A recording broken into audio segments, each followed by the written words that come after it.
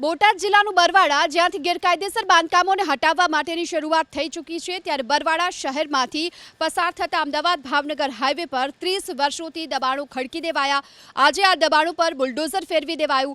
130 જેટલા કાચા પાકા મકાનો પર ગેરકાયદે બાંધકામને તોડી નાખવામાં આવ્યા।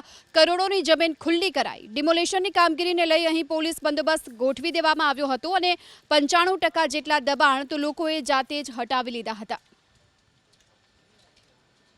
હાઈવે ઉપર રોડ સાઈડના વિવિધ દબાણો હતા। 130થી વધારે યુનિટ્સ અહીંયા હશે કે જે અનઅધિકૃત ઓક્યુપેશન તો હતું, પણ છેલ્લા 6 વર્ષથી ચાલતા અલગ અલગ લિટિગેશનો પછી પણ એમને કોઈ પણ પ્રકારની જ્યુડિશિયલ રાહત કે એવું મળેલું નથી।